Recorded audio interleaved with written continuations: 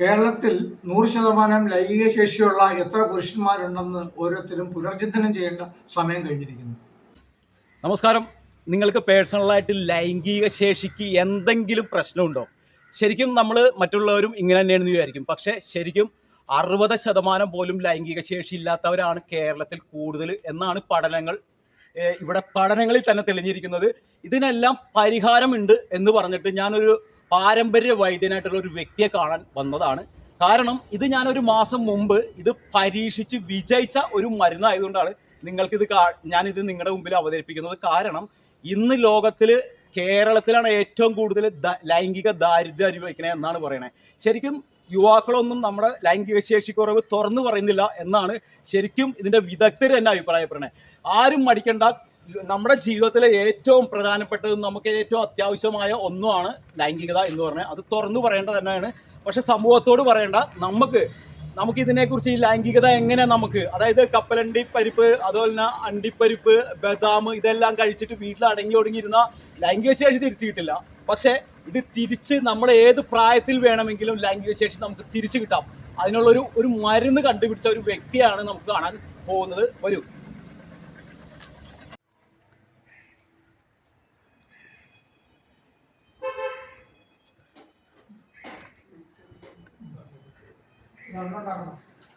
ഓം നമ ശിവായ. കേരളത്തിലെ മലയാളികളുടെ ലൈംഗികതയെക്കുറിച്ച് ഒന്ന് പറയാമോ? തീർച്ചയായും ലൈംഗിക ദാരിദ്ര്യം കണ്ടമാനമുള്ള ഒരു രാജ്യമാണ് കേരളം. അതിന് പല പല കാരണങ്ങളുണ്ട്. ഒന്ന്, ലൈംഗിക വിദ്യാഭ്യാസം നമുക്കില്ല എന്നുള്ളതാണ് അതിൻ്റെ ആത്യന്തികമായ ഒരു കാരണം. പിന്നെ നാം ഭയങ്കരമായ പരക്കം പാച്ചലിലാണ്, എന്തിനൊക്കെ വേണ്ടി ഓടുന്നു. അങ്ങനെ വരുമ്പോൾ എന്താണെന്ന് വെച്ച് കഴിഞ്ഞാൽ ലൈംഗികത എന്ന് പറഞ്ഞു കഴിഞ്ഞാൽ വെറും ലിംഗമുള്ളതുകൊണ്ട് മാത്രം ഒരാൾ പുരുഷനോ സ്ത്രീയോ ആകുന്നില്ല. അതിൻ്റെ ശരിയായ സംരക്ഷണവും അത് കാത്തുസൂക്ഷിക്കലും ഉണ്ടെങ്കിൽ മാത്രമേ ലൈംഗിക ഉത്തേജനവും അതുവഴിയുള്ള ആനന്ദവും ഉണ്ടാവുള്ളൂ. രതിമൂർച്ച എന്നൊരു സാധനം ഇവിടുത്തെ ബഹുഭൂരിപക്ഷ സ്ത്രീകളും അനുഭവിച്ചിട്ടുണ്ടോ എന്ന് ചോദിച്ചു കഴിഞ്ഞാൽ ഇല്ല എന്ന് പറയേണ്ടി വരും. അത് അവരുടെ കുഴപ്പമല്ല. പുരുഷന്മാർ പോലും സാമ്പത്തിക പ്രശ്നങ്ങൾ കുരുങ്ങിക്കിടക്കുന്ന കാരണം അവർക്ക് രതിമൂർച്ചയിലേക്ക് എത്താൻ സാധിക്കുന്നില്ല. ഇത് ആചാര്യന്മാർ ഇതിനുള്ള പരിഹാരം പണ്ടേ പറഞ്ഞു വെച്ചിട്ടുണ്ട്. പക്ഷേ നമ്മൾ അതിൽ നിന്നൊക്കെ വളരെ മാറിപ്പോയിട്ട് സമ്പത്ത് മാത്രം ഉണ്ടാക്കുക എന്നൊരു രീതിയിലേക്ക് മാറുകയും ആ പ്രയാണത്തിൽ ശരിയായ വ്യായാമമില്ല, ശരിയായ ദിനചര്യകളില്ല. ബഹുഭൂരിപക്ഷം കേരളത്തിലെ ഡൈവേഴ്സിന് കാരണം തന്നെ ലൈംഗിക ഉത്തേജനം ഇല്ലായ്കയാണ്. വളരെ തിരക്കേറിയ ഈ ലോകത്ത് ഇന്ന് മനുഷ്യന് വ്യായാമമില്ല, സൂര്യപ്രകാശത്തിലേക്ക് പോകുന്നില്ല.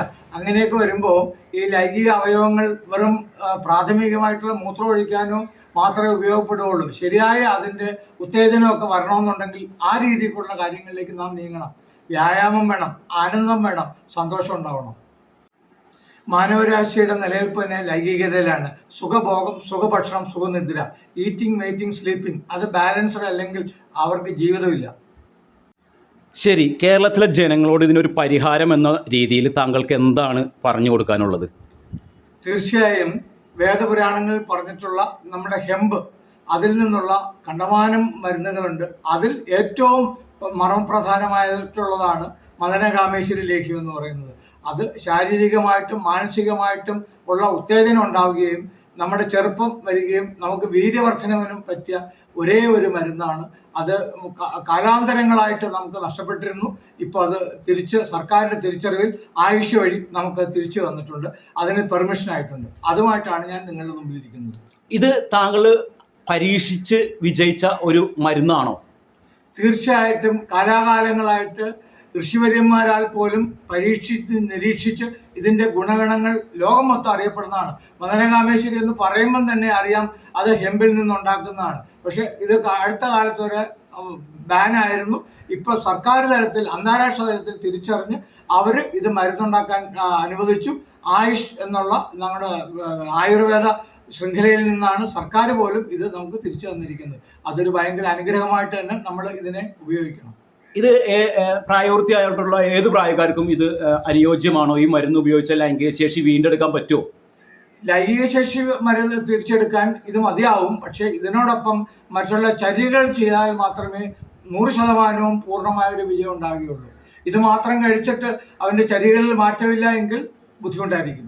അപ്പം അതും കൂടെ അറിഞ്ഞ് കണ്ടീഷൻസ് അറിഞ്ഞ് വിദഗ്ധോപദേശം, ഇത് ഡോക്ടറുടെ പ്രിസ്ക്രൈബിങ് മെഡിസിനാണ്, പ്രിസ്ക്രിപ്ഷനോട് കൂടി വാങ്ങി ഡോക്ടർ പറയുന്നതാണ് കഴിച്ചു കഴിഞ്ഞാൽ ഇതിന് 100% ഇതിന് ഗുണമുണ്ടാവും എന്നുള്ളത് തർക്കമില്ലാത്ത കാര്യമാണ്. ഇതിപ്പോ ലൈംഗിക ശേഷി കുറവെന്ന് പറഞ്ഞാൽ ഇപ്പൊ സാധാരണ ഒരു ചെറുപ്പക്കാരൻ പുറത്ത് തുറന്നു പറയാൻ പറ്റാത്ത ഒരു കാര്യങ്ങളാണിത്. താങ്കളെ പേഴ്സണലായിട്ട് ഒരു ഫോൺ നമ്പറിൽ വിളിച്ചു കഴിഞ്ഞാൽ താങ്കൾ അതിന് പരിഹാരം കൊടുക്കാൻ, താങ്കൾക്ക് ലൈസൻസോടുകൂടിയ മെഡിസിൻ ഇത് കൊടുക്കാൻ താങ്കൾ ചെയ്യുമോ? തീർച്ചയായിട്ടും പാനൽ ഓഫ് ഡോക്ടേഴ്സ് ഉണ്ട്. Allopathy doctors, Ayurveda doctors, Siddha doctors, homeo doctors, ഇങ്ങനെ നിരവധി ഡോക്ടേഴ്സ് നമ്മുടെ കമ്പനിയുടെ പാനലിലുണ്ട്. ആ വിളിക്കുന്ന ആ രോഗിയുടെ അല്ലെങ്കിൽ ആ ആളിൻ്റെ ആവശ്യം അനുസരിച്ചുള്ള ഡോക്ടേഴ്സിലേക്ക് നമ്മൾ അവരെ ഡൈവേർട്ട് ചെയ്യും. അവർ ടെലിഫോണിൽ കൂടെ ഒക്കെ സംസാരിച്ച് ഓൺലൈൻ മീറ്റിംഗ് വഴി അവർക്കുള്ള പ്രശ്നങ്ങൾക്ക് പരിഹാരമായിട്ട് ശരിക്കും ഇത് നിർദ്ദേശിക്കപ്പെടും. ഇത് പ്രിസ്ക്രൈബ്ഡ് മെഡിസിനാണ്. ഇത് ആയുർവേദ E1 ഷെഡ്യൂളിൽപ്പെട്ട മരുന്നാണ്, അല്ലാതെ OTC പ്രോഡക്റ്റ് അല്ലത്. ഈ മരുന്നിന്റെ പേരെന്ന് പറയും?